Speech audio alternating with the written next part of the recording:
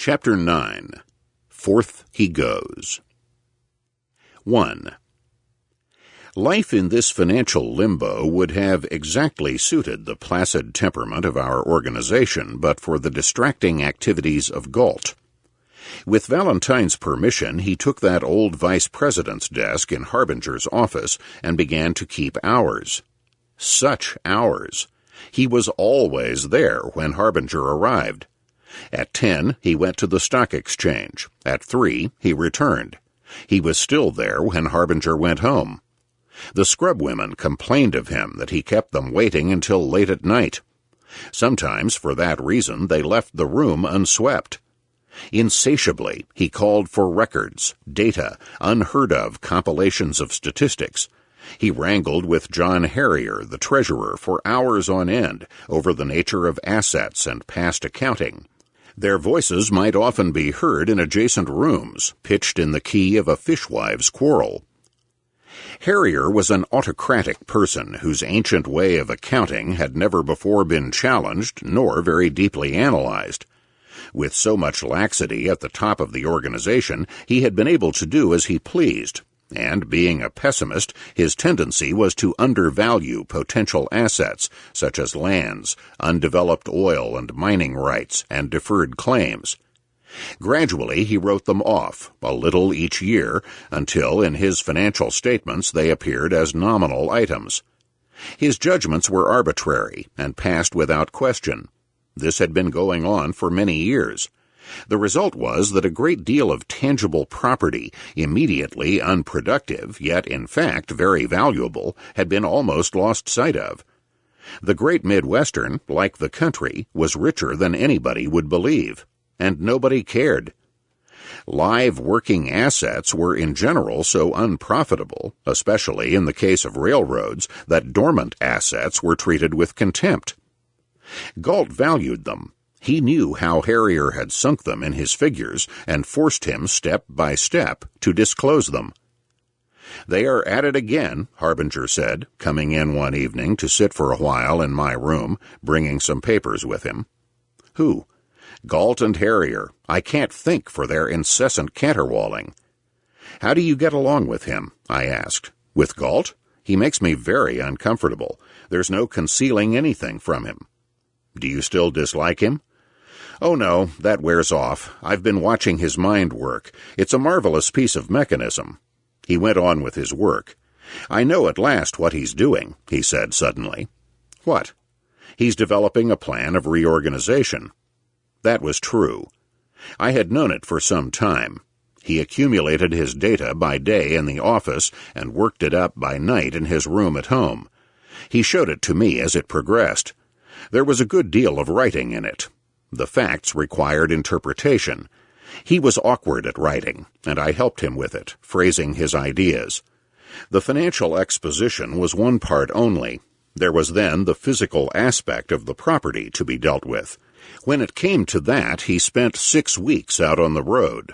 3 days after he set out on this errand, we began to receive messages by telegraph from our operating officials, traffic managers, agents, and division superintendents, to this effect: "Who is Henry M. Galt?" At Valentine's direction, I answered all of them, saying, "Treat Henry M. Galt with every courtesy." He went over every mile of the right-of-way, inspected every shop and yard, talked with the agents and workmasters, and finally scandalized the Department of Traffic by going through all the contracts in force with large shippers. He studied traffic conditions throughout the territory, had a look at competing lines, and conferred with bankers, merchants, and Chamber of Commerce presidents about improving the Great Midwestern service. He returned with a mass of material, which we worked on every night feverishly, for he was beginning to be very impatient. The physical aspect of the property having been treated from an original point of view, there followed an illuminating discussion of business policy. Goodwill had been leaving the Great Midwestern, owing to the unaccommodating nature of its service. This fact he emphasized brutally, and then outlined the means whereby the road's former prestige might be regained.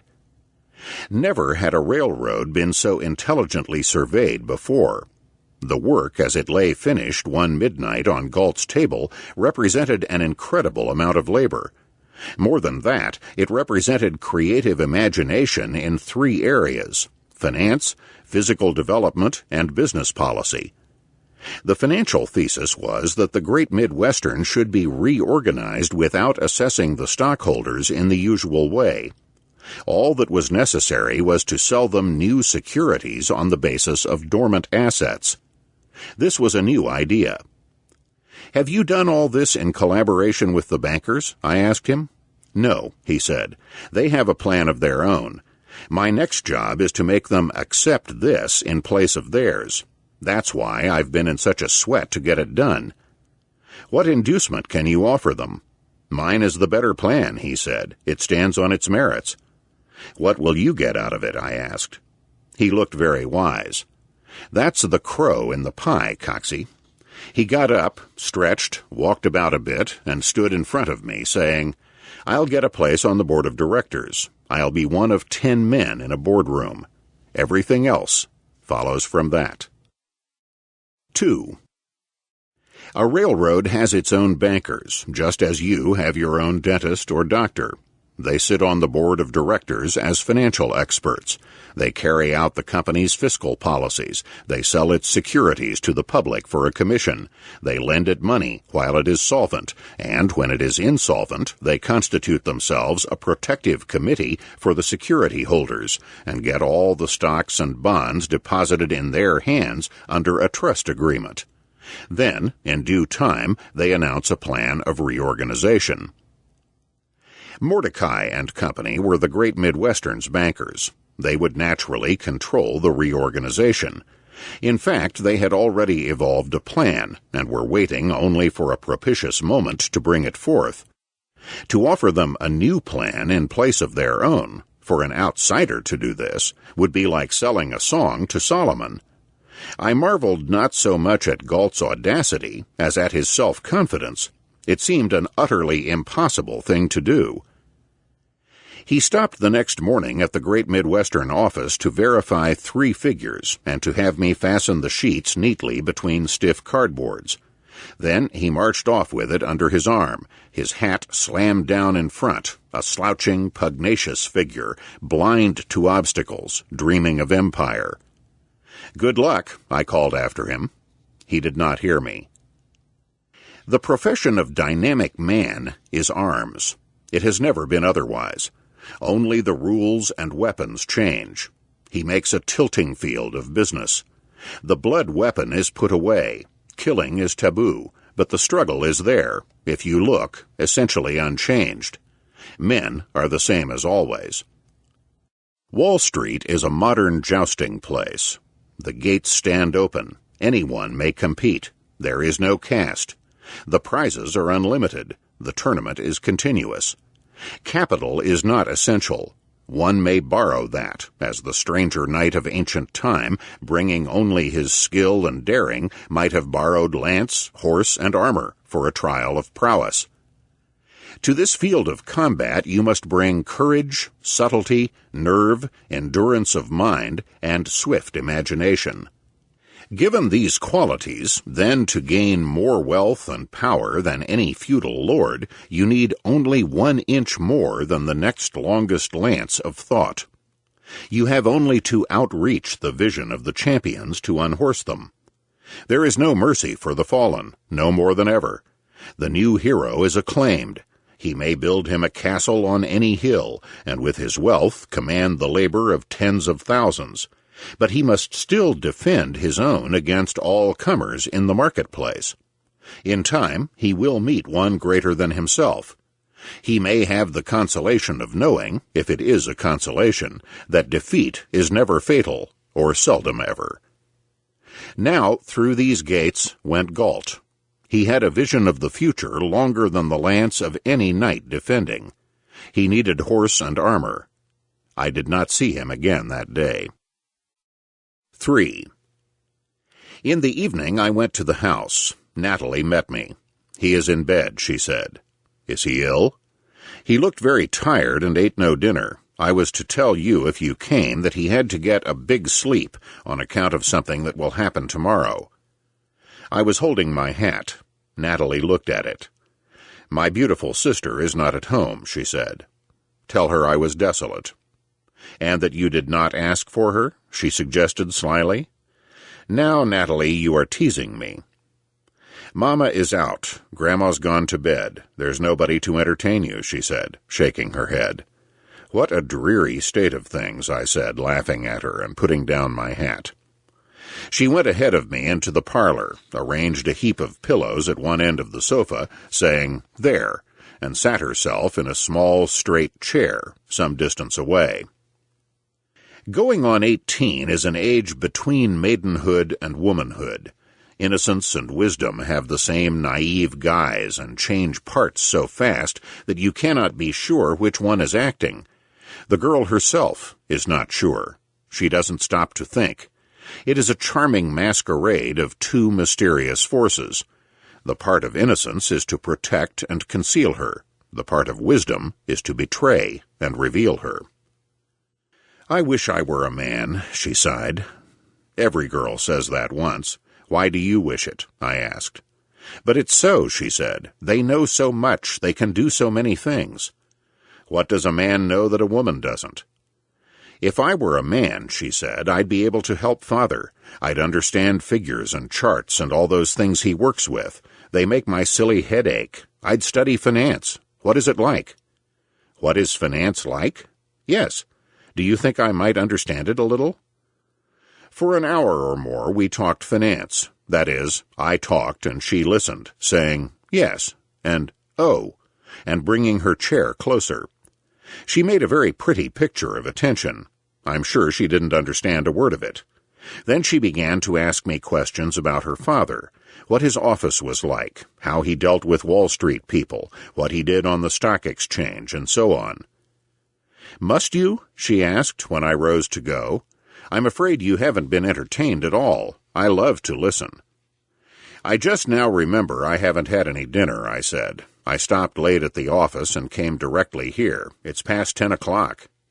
Dear me, why didn't you tell me? I'll get you something. You didn't know I could cook. Come on. Without waiting for yes or no, she scurried off in the direction of the kitchen. I followed to call her back, but when I had reached the dining room, she was out of sight, the pantry door swinging behind her.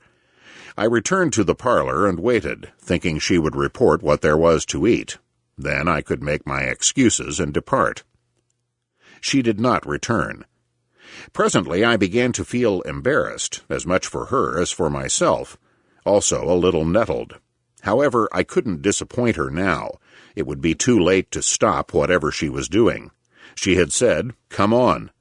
Therefore, she was expecting me in the kitchen, and was probably by this time in a state of hysterical anxiety, wondering if I would come, or if perhaps I had gone, and no way out of the frolic she had started but to see it through. I found her beating eggs in a yellow bowl. She had put on an apron and turned up her sleeves. Her face was flushed, her eyes were bright with a spirit of fun, and wisps of wavy black hair had fallen a little loose at her temples. I surrendered instantly. "You won't mind eating in the kitchen, will you? It's cozy," she said, almost too busy to give me a look. A small table was already spread for one. Chairs were placed for two. "This is much more interesting than finance," I said, watching her at close range. "I can make a perfect omelet," she said, "so light you don't know you are eating it. You only taste it." Not very filling, I thought. "There may be something else, too," she said. There was. She rifled the pantry. The imponderable omelet, accompanied by bacon, was followed by cold chicken, ham, sausage, asparagus, salad, cheese of two kinds, jams in fluttering uncertainty, cakes, and coffee. When she was convinced at last that I couldn't encompass another bite, and rested upon her achievement, she began to giggle. "What's that for?" "I'm thinking," she said, "what my sister would say if she saw us now." As I walked home, I could not help contrasting her with Vera, who never, even at Natalie's age, would have thought of doing a thing like that. Why? Yes, why? Well, because she had not that way with a man. Natalie was born to get what she wanted through men.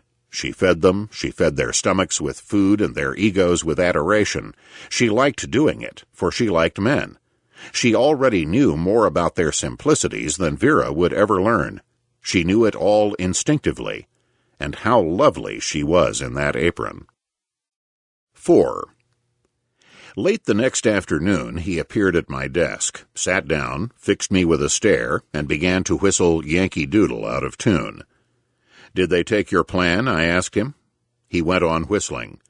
I couldn't guess what had happened. His expression was unreadable. "Did they?" I asked again. He stopped for breath. "Spit on your hands, Coxey," he said, as if I were at a distance and needed some encouragement.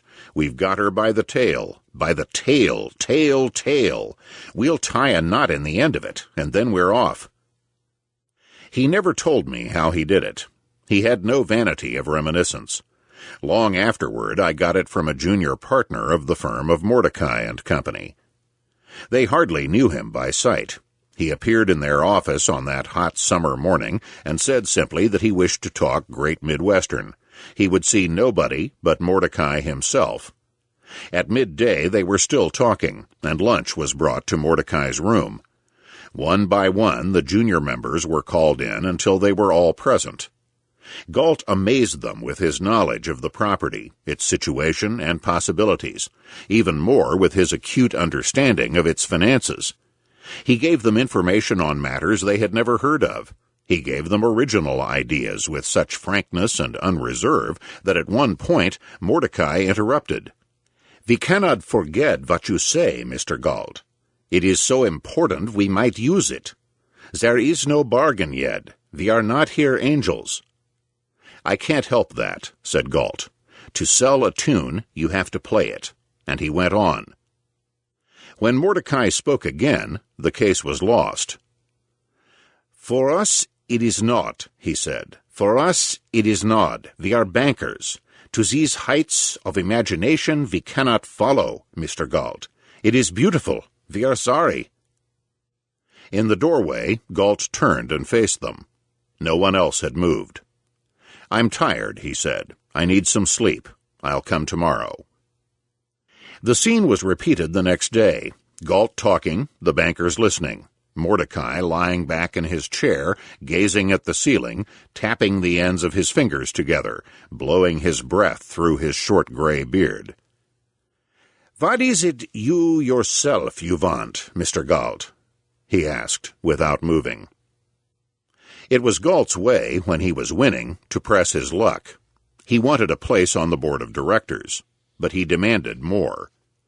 "I want to be chairman of the board," he said. "It would be strange," said Mordecai pensively. "Nobody would understand it. Who is that Mr. Galt? Why is he made chairman? So the people would talk. Of the old directors, who would vote for that Mr. Galt?" "Gates and Valentine will vote for me," said Galt. "You have asked them?" "I have asked Gates," said Galt. "I am sure of Valentine." Another way of Galt's was to stop at the peak of his argument and wait. When the other man in his mind is coming over to your side, a word too much will often stop him. Galt knew he was winning. There was a long silence. They began to wonder if Mordecai was asleep. He was a man of few but surprising contradictions. Conservative, cautious, axiomatic, he had on the other side great courage of mind and a latent capacity for daring. He distrusted intuition as a faculty, yet on rare occasions he astonished his associates by arriving most unexpectedly at an intuitive conclusion, knowing it to be such, and acting upon it with fatalistic intensity. On those occasions he was never wrong. Now he sat up slowly and began to toy with a jeweled paper knife. "Nobody will understand it, Mr. Galt. Nobody will understand it. We accept your plan. We promise all our influence to use that you will be made chairman of the board, on one condition.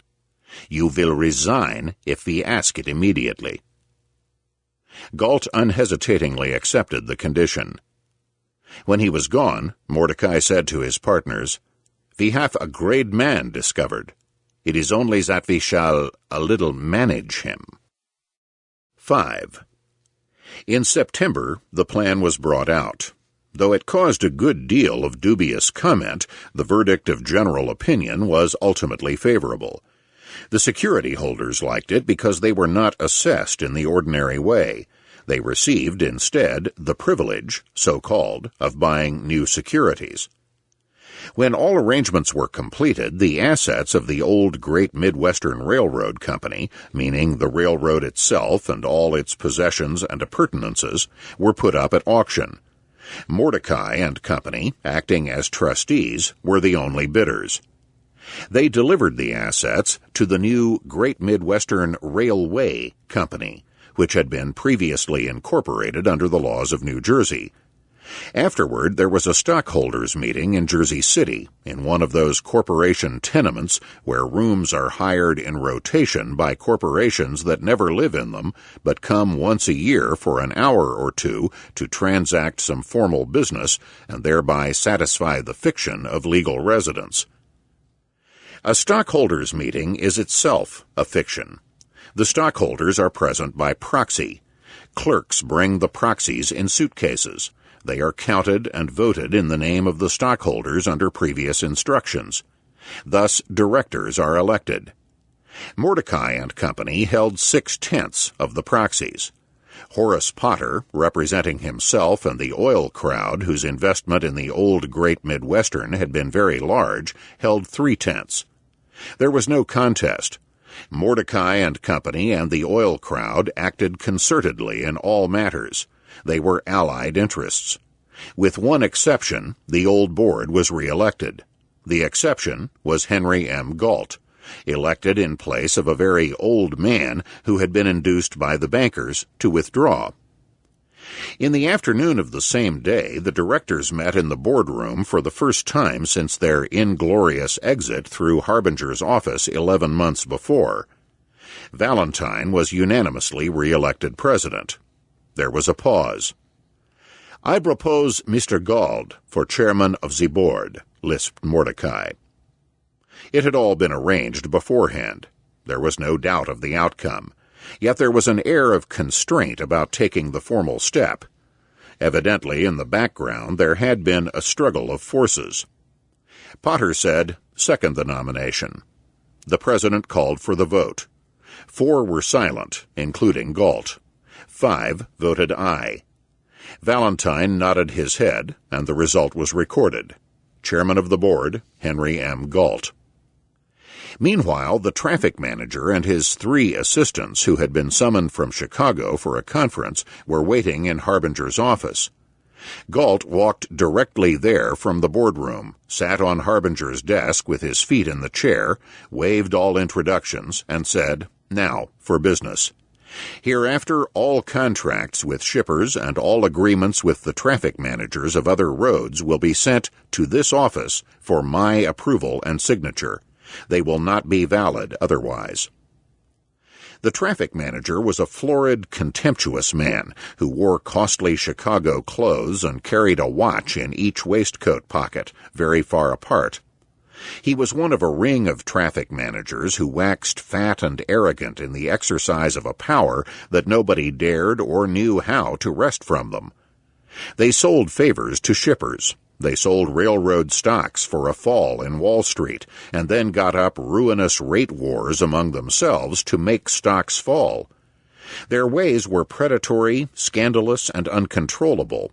If one railroad tried to discipline its traffic manager, the others practiced reprisals, and the business of that one railroad would slump. Or, if a railroad dismissed its traffic manager, his successor would be just as bad, or more greedy, in fact, having to begin at the beginning to get rich. At Galt's speech, the traffic manager crossed his legs with amazement, dropped his arms, slid down in his chair, bowed his neck, and assumed the look of an incredulous bull, showing the white under his eyes. "And who the hell are you?" he asked. "Me?" said Galt. "I'm the driver." "We'll see," said the traffic manager. He rose, overturning his chair, and made for the door, meaning, of course, to see the president. "You'd better wait a minute," said Galt. "I'm not through yet." He waited. Then Galt, addressing the assistants, outlined a new policy. What they were to work for was through freight, passing from one end of the system to the other. What they were to avoid was anything they wouldn't like a railroad to do to them. What they were to believe in was a gang spirit.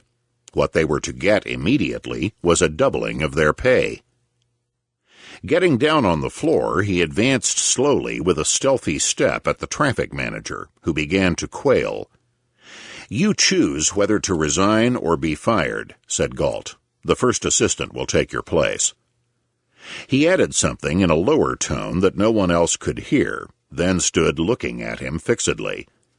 The traffic manager started, mopped the back of his neck, wavered, and stood quite still. "Well, it's damned high time," he said at last, by way of mentioning a basic fact. With that, he sat down and wrote his resignation. This incident was an omen. Unconsciously, Galt worked on the principle that once a thing has happened, it cannot unhappen. The fact of its having happened is original and irrevocable. Every other fact in the universe must adjust itself to that one. Something else may happen the next instant. That is a new happening again. Mr. Valentine was violently agitated by the traffic manager's dismissal. If he had been consulted, he would have made an issue of it, but there it was. It had happened. The fact created a situation. He might refuse to accept the situation, but he could not extinguish the fact. He fumed and let it pass. Nothing was ever the same again. Galt consulted nobody. He turned from the traffic man to Harbinger and ordered that the pay of the whole executive staff, from the secretary down, be doubled. Then he put Harbinger out, took the whole of the room for himself, painted the word "Chairman" on the door, and thereafter the Great Midwestern was managed from his desk. There was never a moment's doubt about it. There was no time to debate his authority. It took all of everybody's time to keep up with what was happening. He recast the operating department by telegraph in 1 hour, according to a plan already matured in his mind. He changed the accounting system radically, and, much to everyone's surprise, John Harrier accepted the change with enthusiasm. Having made a flying trip over the road, he sent a telegram ahead of him calling a special meeting of the board of directors.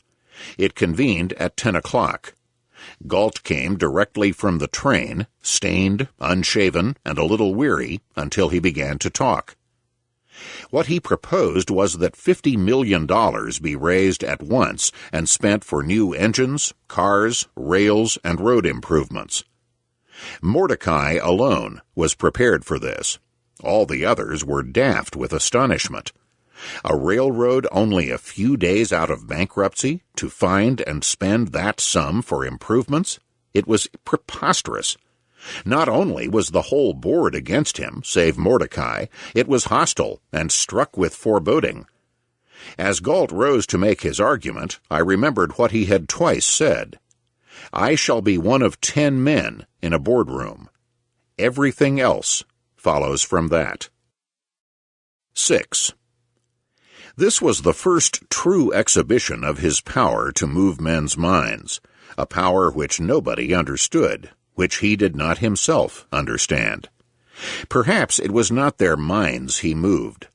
Men of strong will often turned from their convictions and voted with him, or for what he wanted, who afterward, having recovered their own opinions, were unable to say why they had acted that way. He was not eloquent. When he was excited, his voice became shrill and irritating. He had no felicity of speech, and often lost the grammar of tenses, cases, and pronouns. The reasoning was always clear. He molded an argument in the form of a wedge, and then hit it, a sledgehammer blow. But it was not the argument alone that did it. As time went on, he more and more dispensed with argument and brought the result to pass directly, as a hypnotist with a well-trained subject induces the trance without preparation, seemingly by an act of mere intention. It was a power that increased with use until it was like an elemental force and acted at a distance, so that he had only to send an agent with word that this or that should be done, and men did it, helplessly. You may say, of course, that all such later phenomena were owing to a habit of submission, men having accepted the tyranny of his will, only that would not account for the rise of his power from nothing, would it? In this first case, he had back of him no prestige of success. He was still unknown and distrusted by a majority of the 10 directors who sat at the board table, and they were not men accustomed to be led. They were themselves leaders. In all Wall Street, it would have been impossible to find a more powerful, self-confident group. Cold, calculating, unsentimental in business, their faces all cruelly scarred with the marks of success terrifically achieved. Yet, as he talked, their chemistries changed. The first visible reaction was one of bothered surprise. This was followed by efforts of resistance. The last phase was one of fascination. His reasons were these. A flood was about to rise. He adduced evidence on that point. Money, materials, and labor were plenty and cheap. Never again would it be possible to increase the railroad's capacity at a cost so low, and a railroad that made itself ready to receive the flood would reap a rich harvest. Finally, the spending of $50 million in this way would give business the impulse it was waiting for, the little push that sends a great vessel down the ways into the water. The moment was rare and propitious. Is it true, asked Mr. Valentine, that the chairman on his own responsibility, without consulting the president or the board of directors, has already placed contracts for engines, cars, rails, and construction work before the money has been voted for that purpose, before anybody knows whether it can be raised or not? I have heard so. Everyone was startled by the question. Galt was not expecting it. That is true, he said, and waited. So we are committed to this expenditure whether we approve it or not? That's the predicament, said Galt recklessly. Valentine, wholly deceived by his manner, came heavily on. Have you any idea what it will cost us to get out of these contracts, to cancel them? The construction contracts, Galt said very slowly, are subject to cancellation without penalty until this midnight. The contracts for engines, cars, and rails cannot be canceled. I've baked this pie for the Great Midwestern. If it doesn't want it, I'll give the company's treasurer my check for $100,000 and eat it myself. What do you mean? Horace Potter asked. I mean that in consideration of placing the orders when and as I did on the equipment maker's empty stomach, I got a special discount of 10%. The idea was that the news of our buying as it got around would start a general buying movement. That has happened. Other roads have placed orders behind ours at full prices. We started a stampede. Nobody has been buying equipment for 2 or 3 years. Everybody needs some. These contracts can be sold today for at least $100,000. Can we sell 50 millions of bonds? Asked Potter, looking at Mordecai. We will guarantee to sell them, said Mordecai. Mr. Galt is right. If we reap, we must sow. With no further discussion, they voted with Galt, and the feud between Valentine and Galt was openly established. We were torn by the dilemma of allegiance. Everyone was fond of Valentine. One could not help liking him, and his position was desperately uncomfortable. Galt had reduced him to a mere figurehead, not intentionally, perhaps, not by any overt act of hostility, certainly, but as an inevitable consequence of his ruthless pursuit of ends. Valentine became obstructive. Galt grew irritable. They ceased to have any working contact whatever. And although the organization to a man was sorry for Valentine, still there was a turning to Galt, purely as an instinctive reaction to strength. As a railroad executive, Valentine, for all his experience, was inefficient. This had been always tolerantly understood. But now, with Galt's work beginning to produce results in contrast, the fact was openly admitted. Galt's touch was sure, propulsive, and unhesitating, and besides, in whatever he did there was an element of fortuity that could not be reasoned about. He not only did the right things, he did them at precisely the right time. "You remember what I told you a long time ago?" said Harbinger. "He sees things before they happen. My heart breaks for the old man, but it's no use." The sight of inspired craftsmanship is irresistible to men. The organization wavered between affection for the one and awe of the other, and ended by giving its undivided loyalty to Galt, not for love of his eyes, but for reasons that were obvious. One day Mr. Valentine complained that I was unable to serve him and Galt both, and asked me gently if I did not wish to go entirely to Galt. He had guessed my inclinations, so we shook hands and parted. Thereafter my place was in Galt's room, and I attended the board meetings as his private secretary.